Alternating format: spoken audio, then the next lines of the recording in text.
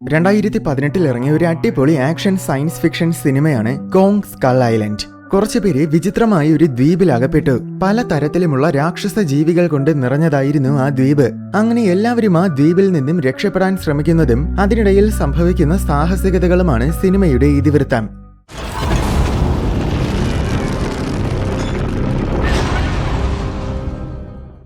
2014 ഇറങ്ങിയ മറ്റൊരു സിനിമയാണ് ഗോഡ്സില്ല.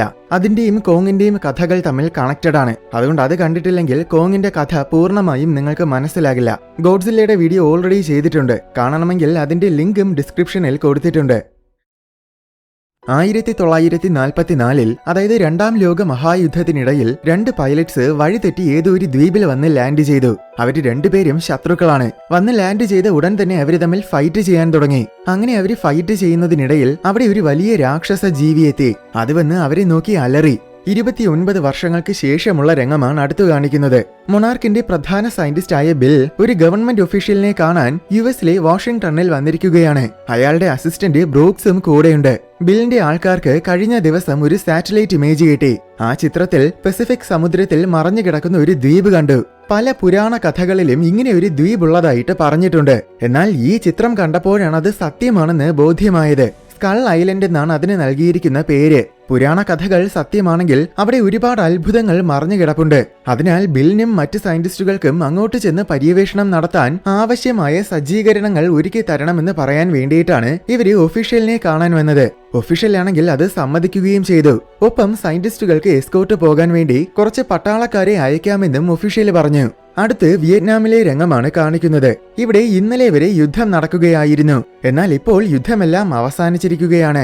യുഎസിലെ പട്ടാളക്കാര് യുഎസിലേക്ക് തിരിച്ചു പോകാൻ വേണ്ടി തയ്യാറാവുകയായിരുന്നു. അതുകൊണ്ട് തന്നെ എല്ലാവരുടെയും മുഖത്ത് നല്ല സന്തോഷമാണ്. എന്നാൽ വൈകുന്നേരമായതും നേരത്തെ കണ്ട ഒഫീഷ്യൽ ഒരു മിലിറ്ററി ഓഫീസറായ പ്രസ്റ്റനെ വിളിച്ചു. എന്നിട്ട് ഒരു ദൗത്യത്തിന് വേണ്ടി കുറച്ച് പട്ടാളക്കാരെ റെഡിയാക്കി നിർത്തണമെന്നും നാളെ വൈകുന്നേരം കുറച്ച് സയന്റിസ്റ്റുകൾ അവിടെ എത്തുമെന്നും അവരെയും കൊണ്ട് അവര് പറയുന്ന സ്ഥലത്തേക്ക് നിങ്ങൾ പോകണമെന്നും പറഞ്ഞു. ഇതേസമയം ബില്ലും ബ്രൂക്സും സിനിമയിലെ പ്രധാന കഥാപാത്രമായ ജെയിംസിനെ കാണാൻ പോയി. ജെയിംസ് ഒരു എക്സ് മിലിറ്ററിയാണ്. വനത്തിൽ നാവിഗേറ്റ് ചെയ്യുന്നതിനെക്കുറിച്ച് കൃത്യമായ ധാരണയുള്ള ഒരാളാണ് ജെയിംസ്. അതുകൊണ്ട് അവനെയും കൂടെ സ്കൾ ഐലൻഡിലേക്ക് കൊണ്ടുപോകാനാണ് ബില്ലിന്റെ പ്ലാൻ. ഇതുവരെ ആരും പോയിട്ടില്ലാത്ത ദ്വീപാണെന്ന് ബില്ല് പറഞ്ഞപ്പോൾ ആദ്യം ഞാൻ വരില്ലെന്നാണ് ജെയിംസ് പറഞ്ഞത്. എന്നാൽ ബിൽ ഒരുപാട് കാശ് ഓഫർ ചെയ്തു. അപ്പോഴാണ് ജെയിംസ് സമ്മതിച്ചത്.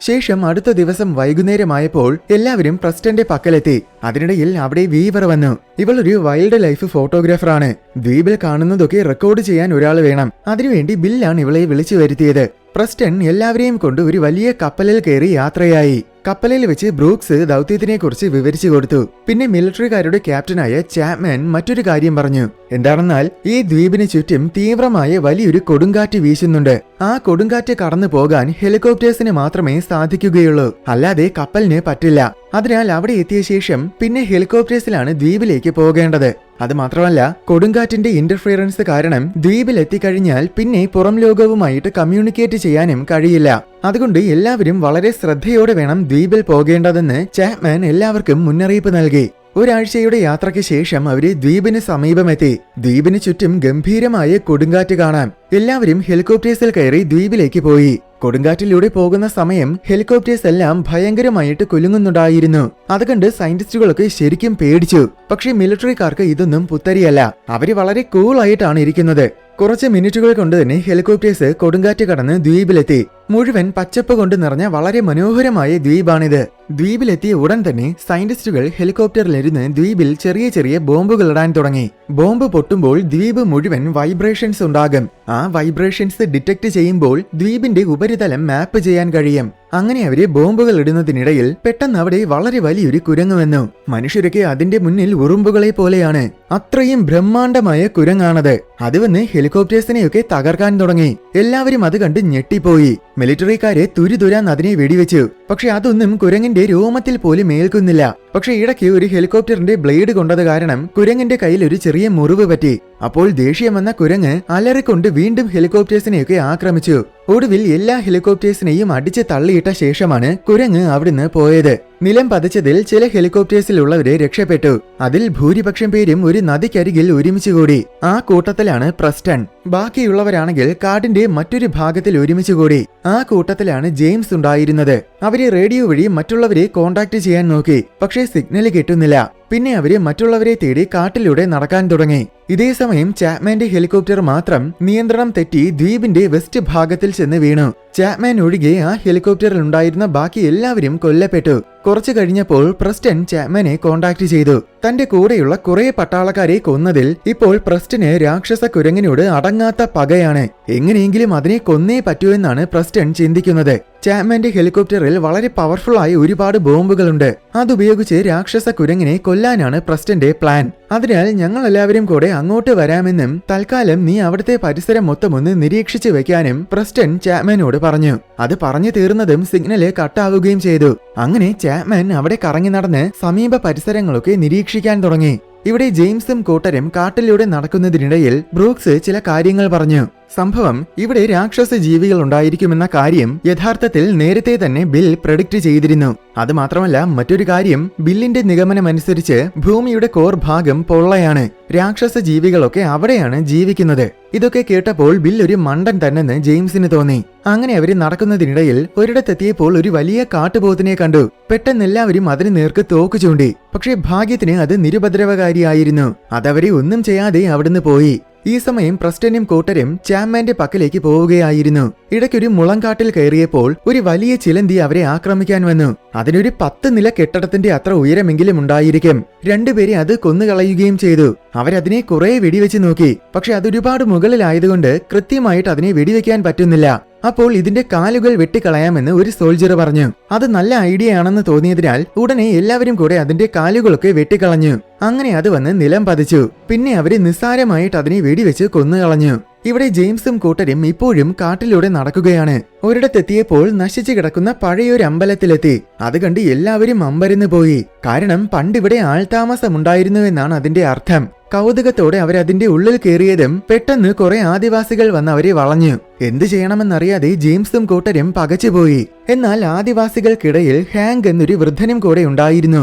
അയാള് യഥാർത്ഥത്തിൽ ആദ്യത്തെ രംഗത്തിൽ കാണിച്ച പൈലറ്റ്സിൽ ഒരാളാണ്. അയാള് വന്ന് എല്ലാവരെയും സമാധാനപ്പെടുത്തി. ഹാങ്കിനോട് സംസാരിച്ചപ്പോൾ നേരത്തെ ഇവരെ ആക്രമിച്ച രാക്ഷസ കുരങ്ങിന്റെ പേര് കോങ് ആണെന്ന് മനസ്സിലാക്കാൻ പറ്റി.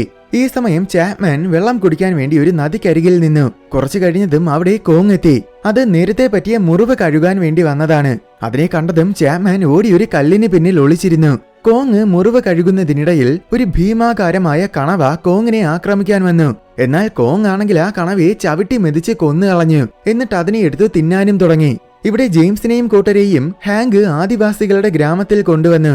അവിടെ വെച്ച് ഹാങ്ക് കാര്യങ്ങളൊക്കെ പറഞ്ഞു കൊടുത്തു. സംഭവം, അന്നിവിടെ വന്ന് ലാൻഡ് ചെയ്ത ശേഷം ഹാങ്കും മറ്റേ ആളും തമ്മിൽ കുറെ നേരം ഫൈറ്റ് ചെയ്തു. എന്നാൽ കോങ്ങിനെ കണ്ടതോടെ അവര് ഫൈറ്റ് നിർത്തി. കോങ് അവരെ ഒന്നും ചെയ്തില്ല. പിന്നെ അവർ ഇത്രയും കാലം ഈ ഗ്രാമത്തിൽ ആദിവാസികളുടെ കൂടെയാണ് ജീവിച്ചത്. കുറച്ച് വർഷങ്ങൾക്ക് മുന്നേ മറ്റേയാള് വാർദ്ധക്യം ബാധിച്ച് മരിച്ചുപോയി. ഈ ദ്വീപിൽ ആകെ ഈ ഒരു ഗ്രാമം മാത്രമേയുള്ളൂ. ഇവിടെയുള്ളവരെ ഇവി വർഗ്ഗക്കാരെന്നാണ് അറിയപ്പെടുന്നത്. കോങ് യഥാർത്ഥത്തിൽ ഈ ദ്വീപിലെ രാജാവാണ്. ഇവിടുത്തെ ജനങ്ങൾ കോങ്ങിനെ ദൈവത്തെ പോലെയാണ് കാണുന്നത്. എന്തെന്നാൽ കോങ് ആണ് ഈ ദ്വീപിനെ സംരക്ഷിക്കുന്നത്. ദ്വീപിൽ ബോംബുകൾ ഇട്ടതുകൊണ്ടാണ് നേരത്തെ കോങ് ഹെലികോപ്റ്റേഴ്സിനെ ആക്രമിച്ചത്. ഈ ദ്വീപ് മൊത്തം രാക്ഷസ ജീവികൾ കൊണ്ട് നിറഞ്ഞതാണ്. കോങ്ങിനെ ഭയന്ന് ആ ജീവികൾ ഒന്നും തന്നെ ഈ ഗ്രാമത്തിൽ പ്രവേശിക്കില്ല. കോങ് യഥാർത്ഥത്തിൽ ഇതുവരേക്കും പൂർണ്ണ വളർച്ച എത്തിയിട്ടില്ല. സ്കൾ ക്രോളേഴ്സ് എന്നറിയപ്പെടുന്ന ഒരു ടൈപ്പ് രാക്ഷസ ജീവികളുണ്ട്. അവയാണ് ഈ ദ്വീപിലെ ഏറ്റവും ഡേഞ്ചറസ് ആയിട്ടുള്ള ജീവികൾ. കോങ്ങിന്റെ പാരന്റ്സിനെ കൊന്നതും സ്കൾ ക്രോളേഴ്സ് ആണ്. അങ്ങനെ ഹാങ്ക് കാര്യങ്ങളൊക്കെ പറഞ്ഞു കൊടുത്തു. ഇവരിങ്ങോട്ട് വന്ന കപ്പൽ ഈ ദ്വീപിന്റെ നോർത്ത് ഭാഗത്തിന് സമീപം നിൽക്കുമെന്നാണ് പറഞ്ഞിരുന്നത്. അതിനാൽ എങ്ങനെയെങ്കിലും നോർത്തിലെത്തിയാൽ ആ കപ്പലിൽ കയറി രക്ഷപ്പെടാം. പക്ഷെ ഇനിയും 3 ദിവസങ്ങൾക്കുള്ളിൽ തന്നെ നോർത്തിലെത്തണം. അല്ലെങ്കിൽ ആരെയും കാണാത്തത് കൊണ്ട് കപ്പൽ തിരിച്ചു പോകും. അങ്ങനെ വേഗം നോർത്തിലെത്താൻ എന്തെങ്കിലും മാർഗമുണ്ടോ എന്ന് ജെയിംസ് ഹാങ്കിന്റെ അടുത്ത് ചോദിച്ചു. അപ്പോൾ ഹാങ്ക് എല്ലാവരെയും ഗ്രാമത്തിൽ തന്നെയുള്ള ഒരു നദിക്കരികിൽ കൊണ്ടുപോയി. അവിടെ തട്ടിക്കൂട്ടി നിർമ്മിച്ചു വെച്ചിരിക്കുന്ന ഒരു ചെറിയ ബോട്ട് കിടപ്പുണ്ട്. അത് ഹാങ്കും മറ്റേ പൈലറ്റും ചേർന്ന് നിർമ്മിച്ചതാണ്. അവരുടെ തകർന്ന വിമാനങ്ങളുടെ പാർട്സ് ഉപയോഗിച്ചാണ് അവർ ഈ ബോട്ട് നിർമ്മിച്ചത്. നിർഭാഗ്യവശാൽ ഇതുവരെ ഈ ബോട്ട് സ്റ്റാർട്ട് ആയിട്ടില്ല. ഇപ്പോൾ ജെയിംസിന്റെ ടീമിന്റെ പക്കൽ നിറയെ ടൂൾസ് ഉണ്ട്. അതുപയോഗിച്ച് ബോട്ടിനെ ശരിയാക്കിയാൽ മാത്രമേ ഇനിയും 3 ദിവസങ്ങൾ കൊണ്ട് നോർത്തിലെത്താൻ പറ്റൂ. അല്ലാതെ നടന്നു പോയി കഴിഞ്ഞാൽ നോർത്തിലെത്താൻ ഒരാഴ്ചയിൽ കൂടുതൽ സമയമെടുക്കും.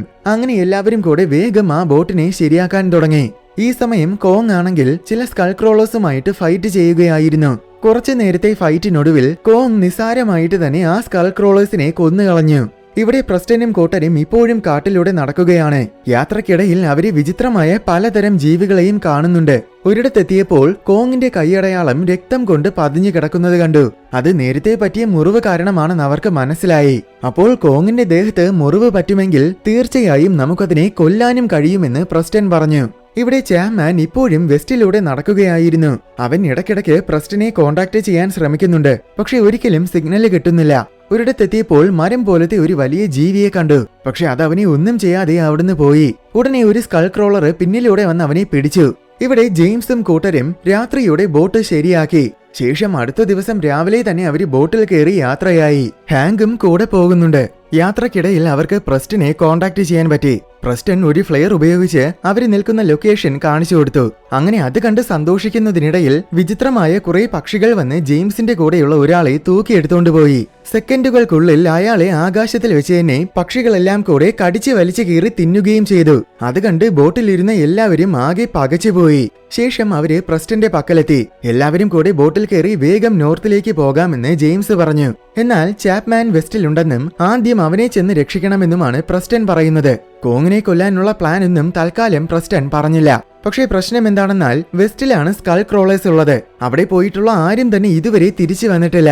അതുകൊണ്ട് വെസ്റ്റിലേക്ക് പോകുന്നത് മണ്ടത്തരമാണെന്ന് ഹാങ്ക് പറഞ്ഞു. പക്ഷെ എന്തൊക്കെ പറഞ്ഞിട്ടും ചാപ്മാനെ രക്ഷിച്ചേ മതിയാകൂവെന്ന് പ്രസ്റ്റൻ ഉറപ്പിച്ചു പറഞ്ഞു. അങ്ങനെ ബോട്ടിനെ ഒരു നദിക്കരികിൽ കെട്ടിയിട്ട ശേഷം എല്ലാവരും കൂടെ വെസ്റ്റിലേക്ക് നടക്കാൻ തുടങ്ങി. കുറെ കിലോമീറ്ററുകൾ പോയപ്പോൾ നിറയെ അസ്ഥികൂടങ്ങൾ കിടക്കുന്ന ഒരു സ്ഥലത്തെത്തി. അതുവഴി നടക്കുന്നതിനിടയിൽ ഒരു സ്കൾ ക്രോളർ അവരെ ആക്രമിക്കാൻ വന്നു. ആദ്യമേ തന്നെ അത് ബില്ലിനെ പിടിച്ചു വിഴുങ്ങി. ഉടനെ ബാക്കി എല്ലാവരും അതിനെ തുരുതുരാന്ന് വെടിവെച്ചു. ഇടയ്ക്ക് അതൊരു തലയോട്ടിയെ തുപ്പിയിടുന്നത് കാണാം. നോക്കിയപ്പോൾ അതിൽ ചാപ്മാന്റെ ഐഡ് കിടക്കുന്നത് ജെയിംസ് കണ്ടു. അപ്പോൾ ചാപ്മാനെ ഇത് തിന്നുവെന്ന് ജെയിംസിന് മനസ്സിലായി. അവൻ ആ ഐഡി എടുത്ത് കയ്യിൽ കരുതി. ശേഷം വെടിവെച്ചിട്ട് കാര്യമില്ലെന്ന് മനസ്സിലായപ്പോൾ സോൾജേഴ്സ് ഫയർ ത്രോവർ ഉപയോഗിച്ച് തീ കത്തിച്ച് ക്രോളറിനെ കൊല്ലാൻ നോക്കി. എന്നാൽ തീ കത്തിക്കാൻ ശ്രമിച്ചവനെ ക്രോളർ വാലുകൊണ്ടടിച്ച് പറത്തി. അതിനിടയിൽ അവിടെ നേരത്തെ കണ്ടതുപോലത്തെ കുറെ പക്ഷികളും ആക്രമിക്കാൻ വന്നു. അങ്ങനെ അവർ ആ പക്ഷികളെയും കൊല്ലുന്നുണ്ട്. അവിടെ ഒരിടത്ത് തീ കത്തിപ്പിടിക്കുന്ന എന്തോ ഒരു തരം പദാർത്ഥം കൂട്ടിയിട്ടിട്ടുണ്ടായിരുന്നു. ക്രോളർ അതിന്റെ മുകളിലെത്തിയതും പെട്ടെന്ന് വീവർ ഒരു ലൈറ്റർ എടുത്ത് കത്തിച്ചിട്ട് അതിലേക്ക് എറിഞ്ഞു. അപ്പോൾ ആ പദാർത്ഥം ബോംബ് പോലെ പൊട്ടിച്ചിതറി. അങ്ങനെ ക്രോളർ കൊല്ലപ്പെട്ടു. ശേഷം എല്ലാവരും വീണ്ടും വെസ്റ്റിലേക്ക് നടന്നു. കുറച്ചു ദൂരം എത്തിയതും ചാപ്മാൻ കൊല്ലപ്പെട്ടുവെന്ന് ജെയിംസ് പ്രസ്റ്റനോട് പറഞ്ഞു. ചാപ്മാന്റെ ഐഡിയും എടുത്തു കാണിച്ചു കൊടുത്തു. പക്ഷേ എന്നിട്ടും വെസ്റ്റിലേക്ക് പോകണമെന്ന് തന്നെയാണ് പ്രസ്റ്റൻ പറയുന്നത്. ഇനി എന്തിനാണ് അങ്ങോട്ട് പോകുന്നതെന്ന് ജെയിംസ് ചോദിച്ചു. അപ്പോഴാണ് പ്രസ്റ്റൻ സത്യം പറഞ്ഞത്. സംഭവം ചാപ്മാന്റെ ഹെലികോപ്റ്ററിൽ ഒരുപാട് ബോംബുകളുണ്ട്. അതെല്ലാം ഉപയോഗിച്ചാൽ കോങ്ങിനെ കൊല്ലാൻ സാധിക്കുമെന്നാണ് പ്രസ്റ്റൻ കരുതുന്നത്. അത് കേട്ടതും ഹാങ്കിന് ദേഷ്യം വന്നു. കോങ്ങിനെ കൊല്ലാൻ ഞാൻ സമ്മതിക്കില്ലെന്ന് പറഞ്ഞ് ഹാങ്ക് അവന്റെ വാളെടുത്ത് പ്രസ്റ്റനെ നേർക്ക് ചൂണ്ടി. പക്ഷേ പ്രസ്റ്റൻ പുല്ലുപോലെ ഹാങ്കിനെ ഇടിച്ചു വീഴ്ത്തി. അപ്പോൾ ജെയിംസ് പെട്ടെന്ന് ഇടപെട്ടു. നിങ്ങൾ സോൾജേഴ്സ് എല്ലാം വെസ്റ്റിലേക്ക് പോയിക്കോളൂ. ഞാൻ ബാക്കിയുള്ളവരെയും കൊണ്ട് തിരിച്ചു പോവുകയാണ്. നാളെ രാവിലെ വരെ ഞങ്ങൾ ബോട്ടിന് സമീപത്ത് നിങ്ങളെയും കാത്തു നിൽക്കാം. അത് കഴിഞ്ഞാൽ ഞങ്ങൾ നോർത്തിലേക്ക് പോകുമെന്ന് ജെയിംസ് പറഞ്ഞു. പ്രസ്റ്റൻ ആണെങ്കിൽ അത് സമ്മതിക്കുകയും ചെയ്തു. അങ്ങനെ സോൾജേഴ്സ് എല്ലാം വെസ്റ്റിലേക്ക് പോയി. ജെയിംസ് ബാക്കിയുള്ളവരെയും കൊണ്ട് തിരിച്ചു പോവുകയും ചെയ്തു. അന്ന് വൈകുന്നേരത്തോടെ പ്രസ്റ്റനും കൂട്ടരും വെസ്റ്റിലെത്തി. കുറച്ചു സമയം കൊണ്ട് തന്നെ അവര് ചാപ്മാന്റെ തകർന്നു കിടക്കുന്ന ഹെലികോപ്റ്ററും കണ്ടെത്തി. പിന്നെ അവര് കോങ്ങിനെ കൊല്ലാൻ വേണ്ടി എല്ലാ വെപ്പൺസും ബോംബുകളും റെഡിയാക്കി. അപ്പോഴേക്കും രാത്രിയായി. ശേഷം കോങ്ങിനെ വരുത്താൻ വേണ്ടി അവര് കുറച്ച് ബോംബുകൾ പൊട്ടിച്ചു. ഈ സമയം ജെയിംസും ടീമും ബോട്ടിന് സമീപമെത്തി. അവര് സോൾജേഴ്സിന് വേണ്ടി കാത്തിരിക്കുകയാണ്. കുറച്ചു കഴിഞ്ഞതും അവിടെ കോങ് വന്നു. പക്ഷെ വെറുതെ നോക്കി നിന്നതല്ലാതെ കോങ് അവരെ ഒന്നും ചെയ്തില്ല. അങ്ങനെ നിൽക്കുന്നതിനിടയിലാണ് അകലെ പ്രസ്റ്റനും കൂട്ടരും ബോംബ് പൊട്ടിക്കുന്ന ശബ്ദം കേട്ടത്. ഉടനെ കോങ് അലറിക്കൊണ്ട് അങ്ങോട്ട് പോയി. അത് കോങ്ങിനെ കൊല്ലാനുള്ള കെണിയാണെന്ന് ജെയിംസിന് മനസ്സിലായി. അതുകൊണ്ട് ജെയിംസും വീവറും ഹാങ്കും കോങ്ങിനെ രക്ഷിക്കാൻ വേണ്ടി പോയി. ബാക്കി രണ്ടുപേരും ബോട്ടിന് സമീപം തന്നെ നിന്നു. പ്രഭാതത്തിന് മുന്നേ ഞങ്ങൾ തിരിച്ചു വന്നില്ലെങ്കിൽ പിന്നെ നമ്മളെ കാത്തു നിൽക്കണ്ടെന്ന് മറ്റു രണ്ടുപേരോടും പറഞ്ഞിട്ടാണ് ജെയിംസ് പോയത്. കുറച്ചു കഴിഞ്ഞ് കോങ് സോൾജേഴ്സിന്റെ പക്കലെത്തി. സോൾജേഴ്സ് ഒരു നദിക്കരികിൽ കോങ്ങിനെയും കാത്തു നിൽക്കുകയാണ്. നദിയിൽ നിറയെ പെട്രോൾ ഒഴിച്ചു വെച്ചിട്ടുണ്ട്. കോങ് നദിയിലൂടെ സോൾജേഴ്സിന്റെ തൊട്ടടുത്തെത്തിയതും പ്രസ്റ്റൺ നദിയിൽ ഒരു തീപന്തം എടുത്തിട്ടു. അപ്പോൾ കോങ്ങിന് ചുറ്റും തീ പടർന്നു പിടിച്ചു. കോങ് പെട്ടെന്ന് തന്നെ തീ അണച്ചതാണ്. പക്ഷെ അപ്പോഴേക്കും കോങ്ങിന്റെ ദേഹമൊക്കെ കുറച്ച് പൊള്ളിപ്പോയി. അത് കാരണം കോങ് ബോധം കെട്ട് വീഴുകയും ചെയ്തു. ശേഷം സോൾജേഴ്സ് കോങ്ങിന് ചുറ്റും നിറയെ ബോംബുകൾ സെറ്റ് ചെയ്തു. അത് മൊത്തം പൊട്ടിച്ച് കോങ്ങിനെ കൊല്ലാനായിരുന്നു പ്രസ്റ്റന്റെ പ്ലാൻ. എന്നാൽ അപ്പോഴേക്കും അവിടെ ജെയിംസും ടീമും എത്തി. രണ്ട് ടീമും പരസ്പരം തോക്കുകൾ ചൂണ്ടി നിന്നു. കോങ് ഇല്ലാതായാൽ പിന്നെ ഈ ദ്വീപ് തന്നെ നശിക്കുമെന്നും അതുകൊണ്ട് അതിനെ കൊല്ലരുതെന്നും ജെയിംസ് പറഞ്ഞു. പക്ഷെ എന്തൊക്കെ പറഞ്ഞിട്ടും പ്രസ്റ്റൺ കേൾക്കാൻ കൂട്ടാക്കിയില്ല. ഇതിനെ എത്രയും വേഗം കൊന്നിട്ടേ ബാക്കി കാര്യമുള്ളൂവെന്നാണ് പ്രസ്റ്റന്റെ നിലപാട്. അങ്ങനെ രണ്ടു കൂട്ടരും കൂടെ തർക്കിക്കുന്നതിനിടയിൽ അവിടെ ഒരു ഭീമൻ സ്കൾ ക്രോളർ എത്തി. അത് ഇതുവരെ കണ്ട സ്കൾ ക്രോളേഴ്സിനേക്കാളുമൊക്കെ ഒരുപാട് വലുതാണ്. അതിനെ കണ്ടതും എല്ലാവരും ഓടി രക്ഷപ്പെടാൻ ഹാങ്ക് പറഞ്ഞു.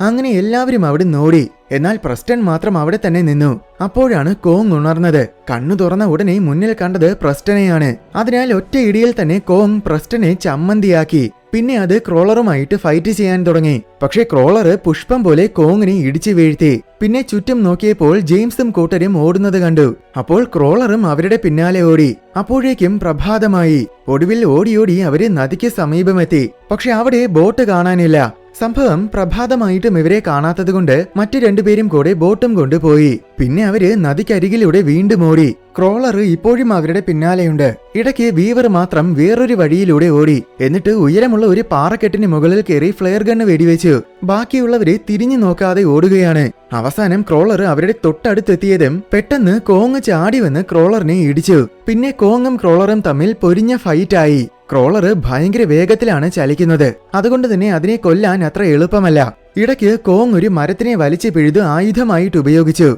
പക്ഷെ ക്രോളറിന് അതൊന്നും കാര്യമായിട്ട് ഏറ്റില്ല. പിന്നെ ക്രോളർ ആണെങ്കിൽ കോങ്ങിനെ വാലുകൊണ്ട് തൂക്കിയെറിഞ്ഞു. പഴയൊരു തകർന്ന കപ്പലിന് മീതെയാണ് കോങ് ചെന്ന് വീണത്. ആ കപ്പലിൽ നിറയെ ചങ്ങലകൾ ഉണ്ടായിരുന്നു. കോങ് എണീക്കാൻ പറ്റാതെ ആ ചങ്ങലകളിൽ കുടുങ്ങിപ്പോയി. ആ തക്കത്തിൽ ക്രോളർ കോങ്ങിനെ ആക്രമിക്കാൻ വന്നു. എന്നാൽ അപ്പോഴാണ് ഫ്ലെയർ ഗൺ കണ്ടിട്ട് മറ്റു രണ്ടുപേരും ബോട്ടും കൊണ്ട് തിരികെ വന്നത്. ബോട്ടിൽ ഒരു വലിയ മെഷീൻ ഗണ്ണുണ്ട്. അതുപയോഗിച്ച് ബ്രൂക്സ് തുരുതുരാന്ന് ക്രോളറിനെ വെടിവെച്ചു. അപ്പോൾ ക്രോളർ ബോട്ടിനെ ആക്രമിക്കാൻ പോയി. അതിനിടയിൽ ബാക്കി എല്ലാവരും ഓടിവന്ന് ബോട്ടിൽ കയറി. ഈ സമയവും വീവർ പാറക്കെട്ടിന് മുകളിൽ നിൽക്കുകയായിരുന്നു. അവസാനം ക്രോളർ ബോട്ടിന്റെ അടുത്തെത്തിയതും കോങ് ചങ്ങലകളൊക്കെ വലിച്ചു പൊട്ടിച്ച് സ്വതന്ത്രനായി. എന്നിട്ട് ഓടിവന്ന് വീണ്ടും ക്രോളറിനെ ആക്രമിച്ചു. ഇടയ്ക്ക് ക്രോളറിനെ തൂക്കി എറിയുകയും ചെയ്തു. അപ്പോൾ വീവർ നിന്ന പാറക്കെട്ടിലാണ് ക്രോളർ ചെന്ന് ഇടിച്ചു വീണത്. അത് കാരണം പാറക്കെട്ടിളകി വീവർ ചെന്ന് വെള്ളത്തിൽ വീണു. ഭാഗ്യത്തിന് കോങ് അത് കണ്ടു. കോങ് വേഗം വന്ന് അവളെ ഉള്ളം കൈയിൽ കോരിയെടുത്തു. എന്നാൽ ക്രോളർ വീണ്ടും വന്ന് കോങ്ങിനെ ആക്രമിക്കാൻ തുടങ്ങി. ഇപ്പോൾ ഒറ്റ കൈയിലാണ് കോങ് ക്രോളറിനെ നേരിടുന്നത്. കാരണം മറ്റേ കൈയിൽ വീവറുണ്ട്. ഒടുവിൽ ക്രോളർ അതിന്റെ വലിയ നാക്ക് ഉപയോഗിച്ച് വീവർ ഇരിക്കുന്ന കോങ്ങിന്റെ കൈ മൊത്തത്തിൽ വലിച്ചെടുത്ത് വായ്ക്കകത്താക്കി. കോങ് ആണെങ്കിൽ ദേഷ്യം കൊണ്ട് കൈ തിരിച്ചു പിടിച്ച് വലിച്ചെടുത്തു. അപ്പോൾ ക്രോളറിന്റെ ചങ്കും കുടൽമാലയും ഒക്കെ മൊത്തത്തിൽ പുറത്തു വന്നു. അങ്ങനെ അതോടെ ക്രോളർ നിര്യാതനായി. വീവർ അപ്പോഴും കോങ്ങിന്റെ ഉള്ളം കൈയിൽ സേഫ് ആയിരുന്നു. അവളെ നിലത്തിറക്കിയിട്ട് കോങ് അവിടുന്ന് പോയി. ശേഷം എല്ലാവരും ബോട്ടിൽ കയറി നോർത്തിലേക്ക് യാത്രയായി. മണിക്കൂറുകൾക്കുള്ളിൽ തന്നെ അവര് നോർത്തിലെത്തി. പ്രതീക്ഷിച്ചതുപോലെ അവരെ റെസ്ക്യൂ ചെയ്യാൻ വേണ്ടി കപ്പലിൽ നിന്നും കുറച്ച് ഹെലികോപ്റ്റേഴ്സ് വന്നു. അങ്ങനെ അതിൽ കയറി അവര് രക്ഷപ്പെട്ടു. കോങ് അത് കണ്ടുകൊണ്ട് നിൽക്കുന്നുണ്ടായിരുന്നു. കുറച്ച് ദിവസങ്ങൾക്ക് ശേഷമുള്ള രംഗമാണ് അടുത്തു കാണിക്കുന്നത്. ഹാങ്ക് അവന്റെ വീട്ടിലെത്തിയപ്പോൾ അയാളുടെ മകനാണ് വാതില് തുറന്നത്. തന്നോളം വളർന്ന മകനെ കണ്ടപ്പോൾ ഹാങ്കിന് ഒരുപാട് സന്തോഷം തോന്നി. ഇത്രയും കാലമായിട്ടും ഹാങ്കിന്റെ ഭാര്യ അയാളെ കാത്തിരിക്കുകയാണ്. അത് കണ്ടപ്പോൾ ഹാങ്കിന് കൂടുതൽ സന്തോഷമായി. ഈ സമയം ജെയിംസിനെയും വീവറിനെയും ബ്രൂക്സ് മൊണാർക്കിന്റെ ഒരു ഓഫീസിലേക്ക് കൊണ്ടുപോയി. അവിടെ വെച്ച് ബ്രൂക്സ് മൊണാർക്കിനെ കുറിച്ചുള്ള എല്ലാ കാര്യങ്ങളും അവർക്ക് പറഞ്ഞു കൊടുത്തു. അതിനു പുറമെ മറ്റൊരു കാര്യവും കൂടെ പറഞ്ഞു. എന്താണെന്നാൽ ഇതുപോലെ ലോകത്തിൽ ഇനിയും കുറെ മോൺസ്റ്റേഴ്സ് ഉണ്ട്. അവയുടെ ചില ചിത്രങ്ങളും ബ്രൂക്സ് കാണിച്ചു കൊടുത്തു. അതൊക്കെ കണ്ട് ജെയിംസും വീവറും അത്ഭുതപ്പെടുന്ന ദൃശ്യത്തോടെ സിനിമ അവസാനിക്കുകയാണ്.